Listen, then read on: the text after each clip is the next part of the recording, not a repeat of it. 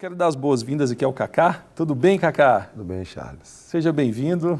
Prazer estar aqui com você. O prazer é todo meu e conhecer tantas histórias bonitas, né, Kaká? É isso aí. Você conheceu e teve a sua experiência com Deus, assim, com Jesus, de transformação de vida, aos 18 anos. 18 anos. Minha mãe já estava na igreja há algum tempo e eu já tinha participado de uma comunidade evangélica em Contagem, mas com mais ou menos 13 anos eu comecei a me profissionalizar no basquete, eu comecei a sair de casa já para poder viver de tempo mais integral para o basquete. E logo depois, 14, 15 anos, já encontrei com as drogas, já infelizmente, onde eu comecei a perder o vínculo com aquela comunidade que minha mãe fazia parte, com os amigos, e comecei um outro caminho. E nessa época você estava envolvido no esporte? Sim, eu era jogador, né, de um clube aqui de Contagem, de Belo Horizonte, e comecei a me envolver com as drogas, decorrente ao relacionamento, às influências de amigos, enfim. É muito comum hoje, né? Tipo assim, a gente fala drogas hoje, né? Eu falo assim, o álcool, o uso abusivo já do álcool já se O álcool é uma droga, né? Eu já comecei já a beber, porque eu sou uma pessoa meio compulsiva, né? Minha família estava vivendo alguns conflitos naquela época. E então, assim, embora os outros amigos eles não tiveram um problema grave como eu tive, mas eu, assim, o álcool já foi para mim um vilão. Depois a maconha. Então, e muitos meus amigos não prosseguiram, mas eu prossegui, entendeu? Então, eu falo assim que, assim, a droga ela é uma vilã. Assim, ela encontra um lugar na vida de quem já tem uma certa predisposição para aquele problema. Então, não é que meus amigos eram marginais, usuários de droga. Não, sou um homem... As circunstâncias, em alguns momentos, favorecem isso. E no meu caso, eu era o mais fraco da turma ali. Talvez o que agravou o problema, né? Mas é interessante a gente pensar isso, porque muitas pessoas falam assim, não, coloque o seu filho, invista no esporte, porque ele está livre. Na verdade, o que mantém uma pessoa livre desse mundo é só uma base sólida, e a gente sempre defende isso como fé cristã, que livra essas pessoas desses caminhos. Charles, a gente não pode pensar, a gente tem que imaginar, a gente tem que pensar um ser humano sempre como um ser humano integral, né? Eu gosto de pensar assim. Então, pensando de uma forma integral o ser humano, ele precisa de toda uma construção para ele poder ter realmente uma estabilidade emocional, familiar, espiritual. Então, o esporte, sim, esse conselho do esporte, ele é um bom conselho, né? O esporte, a arte. Quando o camarada pratica um esporte, o corpo dele libera uma droga natural, dopamina, endorfina, adrenalina, né? Se isso for dosado, se isso for uma prática saudável, então eu acredito que isso colabora, não é suficiente, não é talvez o que vai resolver o problema. Está no esporte, logo não está na droga. Isso não é uma regra. Mas com certeza, hoje o esporte, se não for estimula, né, a maior ferramenta de prevenção, com certeza é uma das maiores. Que estimula, mantém o contato, até tira do isolamento. Isso. Eu, no meu caso, assim, eu fui morar no Rio de Janeiro, jogar no Tijuca, fui contratado pelo Tijuca para jogar. Eu tinha 16 para 17 anos. Então, eu fui morar em República, assim, o clube na época não deu para a gente uma certa estrutura de atendimento psicológico, de cuidar. A gente era solto, fazia o que quiser. Eu morava em frente ao Salgueiro, a nossa República é de frente ao Morro de Salgueiro, traficando o dia inteiro dentro da nossa casa. Então, o que acontece? Eu piorei muito no Rio de Janeiro, onde eu agravei muito. Então, se eu já tinha uma predisposição, já estava usando alguns tipos de droga lá, eu, assim, piorei muito, entendeu? Infelizmente, dentro do clube, né? A gente tem vários exemplos de jogadores de futebol que vão, por exemplo, que vai jogar num clube... Há pouco tempo, um comentarista de uma grande emissora passou por isso, escreveu um livro, contou. Ninguém está livre disso. Ninguém está livre. Agora, o esporte, para mim, continua sendo uma grande alternativa. Agora, não é a única e não pode ser considerada uma ação isolada. O esporte vai resolver. Não vai. A gente tem que integrar, né? Família... uma parceria, uma família, uma fé fundamentada. Isso. Vamos falar assim, valores instrução imutáveis. Sobre as drogas, a Organização Mundial de Saúde fala que a pessoa que é bem instruída, ela tem uma chance muito menor de consumir aquela substância, entendeu? Que ela sabe dos riscos. Sim. Ela tá na... Olha, e Nessa história, você teve a sua vida transformada, você experimentou, nessa experiência com Cristo, você deixou esse mundo das drogas, e a partir daí, você passou a se importar com esse tipo de pessoa? Sim. Eu tive uma experiência muito forte no Rio de Janeiro, vivi um momento dramático assim na minha carreira, e um encontro que eu tive, eu abri um dia à noite, eu ajoelhei no meu colchão, tampei sozinho. Depois de eu ter lido um livro que minha mãe mandou para mim na minha mochila, mas eu nunca... Sempre tem a história da mãe, né, Cacá? Não, sempre. E estava lá o livro, eu não tinha aberto o livro até então, aquele Mananciais do Deserto, sabe? Uma história por dia. Sei. Eu li aquela história aquele dia, pedi a Deus assim, o clube tinha me mandado embora. Assim, eu cheguei lá como titular, contratado pela equipe, e no meio do ano eu estava tão mal, que o clube já tinha me dispensado, pessoal, se quiser voltar para sua casa, você volta. Eu tinha um sonho, então comecei a procurar a Deus, assim, porque eu tinha frequentado a igreja quando criança, e foi naquele momento ali que eu comecei a abrir o coração. Ainda usando drogas, ainda um vínculo muito forte com substâncias, mas ali eu abri. Né? Eu sempre falo que Deus não fala, vem a mim depois que você estiver todo pronto, não. Vem a mim do jeito que você está. E eu te conserto. E eu vou te transformando. E foi assim que aconteceu. Mesmo fumando maconha, bebendo, vivendo uma vida promíscua, eu fui, me abri, voltei para Belo Horizonte nas férias e não quis retornar para nenhum outro clube. E foi onde eu tinha parado de usar as drogas, consegui interromper o uso. O Minas me contratou, ainda fiquei aqui alguns anos jogando no Minas. E fiz parte de uma...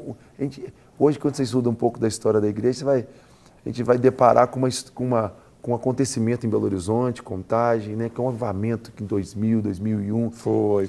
Né? Então, eu vivi muito, eu fui fruto daquele movimento do Espírito que aconteceu em Contagem, que aconteceu aqui em Lagoinha, no Aprisco aqui, que tinha o som da chuva, e eu fui muito tocado pelo Espírito naquela época. E a partir dali, o Senhor começou a colocar no meu coração um desejo de ajudar os viciados em droga nas ruas, nas praças, e eu comecei a fazer amizade com eles. Eu falo que eu comecei a observar que a nuvem que estava dentro dos templos começou a se movimentar, né? Ela começou a se movimentar para fora, levando a gente para praticar aquilo que nós estávamos experimentando ali dentro. E em 2003 eu peguei 3 moradores de rua, Deus me encorajou e eu fui morar com eles no sítio do meu pai. Uau, que desafio! Você tirou essas pessoas da rua? Da rua. Eu tinha uma academia chamada Alpha Sport Harmony, que era uma escola de basquete, de vôlei, estava começando a construir uma academia. Eu estava assim, pleiteando entrar num curso de educação física. Minha carreira era essa, era continuar com o esporte. Eu tinha desanimado um pouco do basquete, porque o Minas tinha perdido um patrocínio, não estava conseguindo pagar bem os jogadores, e eu não queria mais ir para o Nordeste. Tive uma proposta para o Nordeste, ou voltar para o Rio de Janeiro, e eu estava com medo de ir, eu estava recém... tinha parado de usar droga, tinha pouco tempo. Você voltar para aquele mundo, aquele círculo de amizades, aquela coisa. A referência não era boa. Ficar. E durante 4 anos eu fiz seminário teológico aqui, estudei, me capacitei. Em 2003 eu fui encorajado por Deus a fechar minha academia, a parar tudo e fazer por aqueles homens o que Deus fez por mim. E eu fui morar com eles no sítio do meu pai, no Solar do Madeira, em Contagem. Fui morar com 3 homens, o Valquírio, o Dimas e o Adriano. Você sem experiência, sem saber uma ONG, que era. sem nada, foi uma coisa que Deus me pediu para fazer e na loucura eu fiz. Charles, olha, vou te falar uma coisa assim, em 6 meses eu tinha 35 homens morando lá. Que isso, Cacá? Não, você não faz ideia não. As pessoas descobriram o lugar e foram indo. E foram indo, sozinho. Alguns eu buscava, outros eles iam. Eles foram sendo atraídos por Deus, vamos dizer assim. Foram sendo atraídos. E a única coisa que eu fazia lá era orar com eles, jejuar, e eu não sabia o que era um método terapêutico, eu não conhecia, embora tenha sido dependente químico, eu não sabia o que era doença, o que era dependência química, que hoje a gente nos capacitamos, a gente entende o que é. Mas eu tinha aquela fé simples que foi assim que Deus transformou minha vida e era assim que Deus podia transformar a vida de outra pessoa, um novo nascimento, uma experiência com Deus. E em 1 ano e meio, assim, eu já estava numa fazenda que era de Lagoinha, lá em Esmeraldas. Sim. E eu cheguei a ter, assim, 120 homens morando comigo. Cara, só você ali? Era só eu. E depois, alguns irmãos jovens das igrejas locais vão ajudar o Cacá. E foi sair um daqui, um dali, foi morando comigo. E ali fui montando uma equipe, foi trabalhando. E foi nascer na comunidade Helicama. Não tinha uma ONG registrada, então nós buscamos uma ONG. Uma amiga minha me cedeu uma ONG para eu poder... receber auxílio, governo, isso. parceria. E eu só fui ter convênio com o município e com o governo, depois de muitos anos, depois a gente sempre viveu muito pela fé. E até hoje eu não tenho convênio. Estou buscando, hora tem, hora não tem, né? Tem essa tensão, depende do governo da sua cidade, depende da sua predisposição. Tem planejamento de aceitar ou não. Mas sempre fomos uma comunidade muito missionária. Muitos hoje que trabalham comigo são os meus alunos de várias partes do Brasil, que doaram suas vidas também para cuidar de dependentes químicos, a gente trabalha dentro das unidades prisionais também. Eu elaborei um programa terapêutico para tratar o preso dependente químico. Hoje a gente trabalha dentro das unidades prisionais, tratando o preso dependente químico. Você ficou quanto tempo? Porque você foi para o sítio do seu pai com três rapazes. 3 rapazes. Ficou lá em 6 meses, eram 35. 35. Depois você vem para aquele Esmeralda, 120. 120. E isso foi se multiplicando, se multiplicando.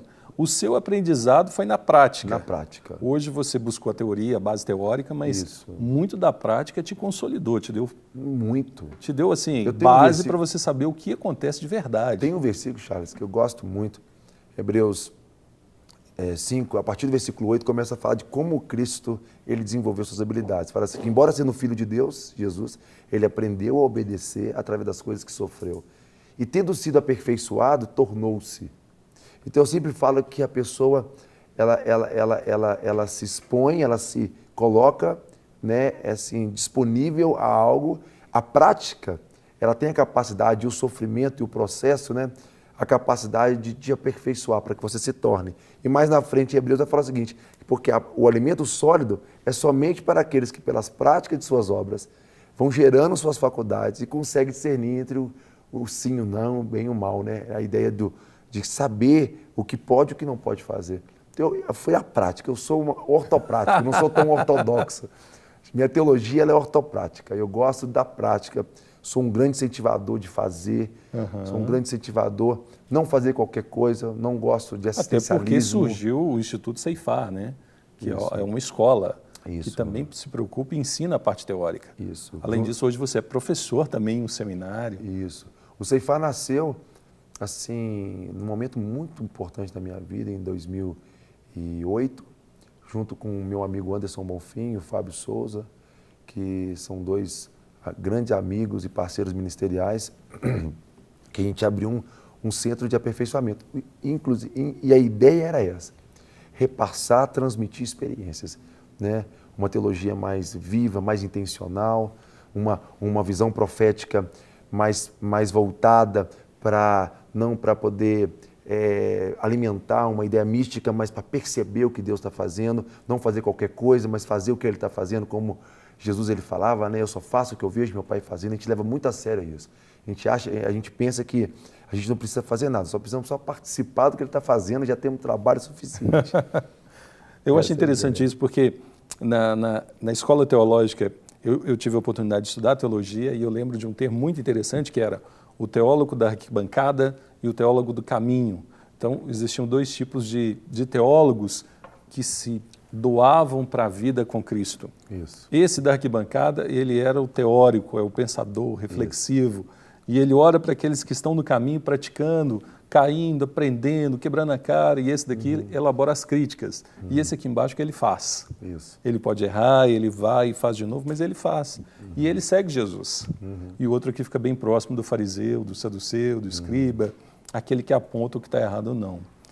Existe tudo isso no contexto, mas eu me identifico com você porque nós somos aqui chamados teólogos do caminho, né? Do caminho. Nós queremos aprender a boa teologia, que é conhecer Deus mais ainda, mas colocá-lo em prática com o objetivo de que isso traga fruto digno de arrependimento. Isso. E eu tenho uma outra historinha também para te ajudar nesse paralelo que você fez. Dizem que meu amigo Anderson, quando ele vai explicar sobre teologia, qual o tipo de teologia que nós ensinamos no seminário, ele conta uma história que eu gosto muito. Ele fala assim, imagina 2 cientistas, sendo um judeu e um outro cientista fundamentado nas bases da razão mesmo, apenas tentando explicar os fenômenos. Pega uma água fervendo, coloca em cima de um fogo e pergunta para um assim, o que você vê? O cientista ele olha e fala o seguinte, olha, eu estou vendo fogo batendo no alumínio, e está fervendo a água está passando por esse estágio, explica todo o processo, detalhe por detalhe de cada parte do processo, até a água se tornar em estado gasoso, subir, ele explica tudo. E perguntou para o judeu, falou assim, o que você vê? Ele falou assim, olha, acho que alguém está querendo fazer um chá, um café. Né? Um teve assim a ideia... simplicidade, né? E um se pegou a como as coisas funcionam, né? E o outro procurou entender a intenção, por que ele estava fazendo. Então você pode dar uma teologia fundamentada na ideia de querer entender tudo sobre Deus, entendeu? Ou você pode apenas tentar compreender o que ele está querendo falar com isso. Porque se você está pegado à intenção, você vai acabar fazendo o que ele está fazendo. Você vai acabar tomando um café com ele. O outro não, vai ficar preso apenas de como fazer. Eu gosto muito disso. Eu acho que a teologia, eu acho que Cristo ele foi sempre assim, muito intencional. Ele sempre estava sabendo o que o Pai estava fazendo, sempre participando das coisas do Pai. Então eu acredito muito nisso. Essa ortopraxia, não esse assistencialismo, não apenas fazer, mas fazer o que ele está fazendo. Eu acho que isso é o segredo para a gente. Se identificar com as obras que ele fez e cumprir algo que é um mandamento, né? Fazer obras iguais e maiores do que as que ele fez. Exatamente. Eu sei que a gente tem algumas imagens, nós temos algum vídeo e algumas fotos. O vídeo é do projeto Ele Clama. Não, o vídeo é desse CD aqui. Ah, o vídeo é desse CD. Então, a gente tem algumas imagens do projeto Ele Clama, não é isso, Flávia?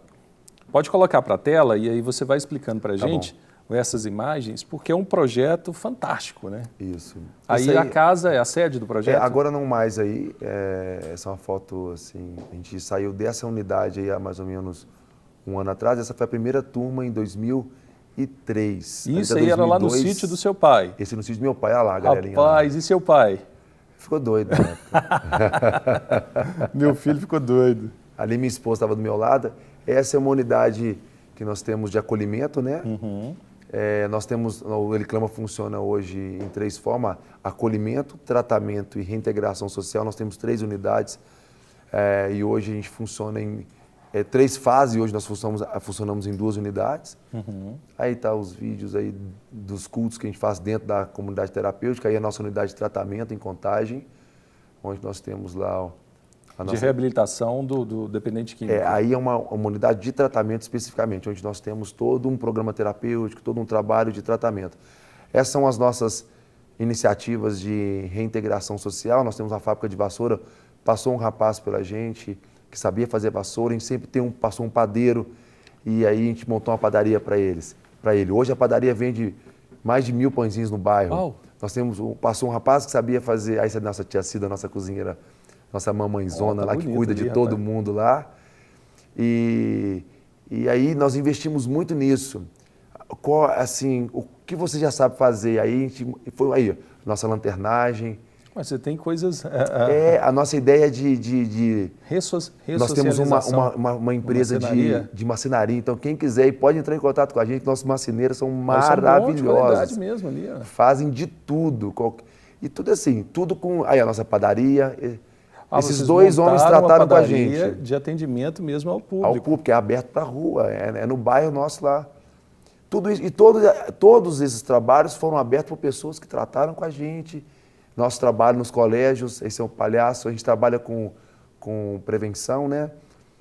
O Cheverly já esteve aqui na Rede Super já. Essa Rafaela Marteret está com ele do lado aqui, que faz parte da nossa equipe de marketing. Aí centro de capacitação, né? Aí é a sala de vídeo da comunidade terapêutica, onde passa os filmes. Aí é o nosso projeto TEDEC, é um projeto de prevenção que nós temos dentro das comunidades. A gente leva os meninos das escolas aí, o circo, a gente monta um circo no meio de uma favela e ficamos lá acampados por um mês, vem alunos do Brasil inteiro, a gente faz parcerias com várias escolas, inclusive o CTM participou comigo na última que a gente fez. Aí lá em Maués, no meio da floresta amazônica, a gente fez a mesma coisa. Levamos nossos alunos para lá, para uma comunidade muito carente, Ribeirinho, muitos usuários de droga. Nós temos uma comunidade lá também. Por falar em Manaus, você tem uma história, você tem muita história, né, Cacá? É muita coisa. Você tem muita, e há pouco tempo, né? 15 anos de trabalho. Cara, é muita coisa. E essa experiência toda, essa sede por Deus Deus tem mandado as pessoas para você. Isso. A gente pode ver assim, como você disse, no lado simples da vida, vamos pensar assim, o Senhor na sua soberania e tudo, mas Jesus conversando, né, com o Pai, o Espírito, e ele falando, olha, nós precisamos ajudar essas pessoas que estão aí. O que a gente pode fazer? Não, tem um Cacá lá, pode mandar alguns para ele, que ele dá conta. A gente percebe, parece que essa disponibilidade e do outro lado invertido, se a gente pode dizer assim, né? O próprio Senhor falando assim, não, manda lá para o Cacá, deixa ele cuidar, que ele dá conta e a gente dá o suporte para ele e fortalece a ele. Eu acredito nisso. Eu acredito que Deus, ele confia e à medida que você vai conseguindo desenvolver, ele vai te confiando mais. A história de Manaus é assim. Só que o negócio é que ele não vai te confiando mais assim, vai te confiando mais pepino, né? Tipo assim, eu falo pro pai. Se ele diz, vinde a mim, vós que estáis cansados e oprimidos, que eu vos aliviarei. Cada vez que ele me dá um manda trabalho você novo, isso, é mais, assim, inclusive em Manaus, você está puxando a questão de Manaus, eu fui para Manaus abrir uma comunidade terapêutica, tinha toda uma equipe lá me aguardando, nós já tínhamos uma casa em Maués, né, que hoje fechou, nós interrompemos nosso trabalho lá devido à equipe não conseguiu dar continuidade, sempre é muito difícil, é muito precário tanto a mão de obra quanto recursos financeiros, mas atendemos muito ali as comunidades ribeirinhos, índios viciados em gasolina e pasta básica. Hoje, viciado em gasolina? Os índios, eles bebem gasolina, eles são viciados na pasta básica, porque lá eles usam muito a pasta básica. É o nosso craque aqui, né? Hoje, muitas comunidades eles indígenas... tomam gasolina? Nunca ouvi falar, primeira vez que eu ouço falar nisso. Inalam também, né? São inalantes também. Assim, mas a droga mais usada é a maconha, o álcool, né? Bebe muito e a pasta básica, que tem que descontrolar todo mundo lá. Uau. Assim, lá é muita necessidade e não tem muitas comunidades terapêuticas como o Sudeste tem lá, é muito precário. E aí, ainda por cima, Deus te manda os haitianos nessa época. Aí nesse momento eu fui lá para abrir uma comunidade terapêutica, apareceu para mim uma francesa, falando que ela foi enviada da França para o Brasil, responsável pelos haitianos que estavam em Manaus. Eu nem sabia que haitiano estava em Manaus. Eu estava lá tinha feito um congresso para apresentar a proposta da comunidade terapêutica e ela falou comigo que se eu podia ajudar, ela tinha visto um vídeo meu no YouTube. Eu falei, Cacá, você pode me ouvir um vídeo seu, aquele negócio todo, alguma pessoa falou de você, eu vim aqui conversar com você. Tipo assim, quase que ela falou assim, Deus pediu para eu vir conversar com você. Eu falei, querido, infelizmente eu vim aqui para abrir uma comunidade terapêutica, eu vim aqui dedicado com esse foco, né? Enquanto ela falava para ela, no meu coração veio uma palavra muito forte. Deus falou comigo assim, Cacá, deixa eu te falar uma coisa. Você pode vir e fazer o que você quer fazer, ou você pode fazer o que eu estou fazendo. E agora eu não quero que você mexa com a comunidade terapêutica aqui. Eu quero que você dê atenção aos haitianos. Que mudança radical. Assim, mais uma vez você começa do zero. Do zero. Aí eu olhei para ela assim, falei assim, onde estão os haitianos? Eu falei, tá ali. Eu falei, vamos lá. Aí eu fui lá, assim, o primeiro dia que me abraçou, eu chorei.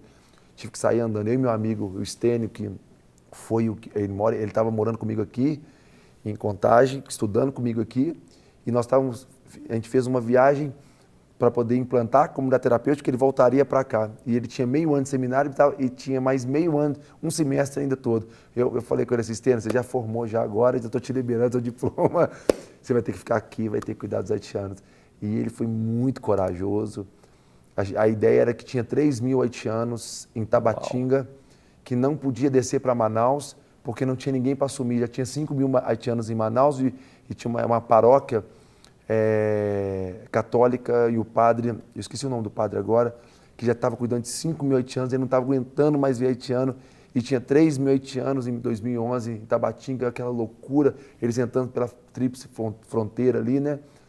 E aí essa francesa estava nos encorajando a assumir a responsabilidade. E eu só tinha uma palavra de Deus, que Deus falou assim, Cacá, eu quero que você faça isso. Quando o primeiro haitiano me abraçou, Deus falou comigo assim, eu te dei um morador de rua para você cuidar e você cuidou. Eu quero te dar uma nação agora.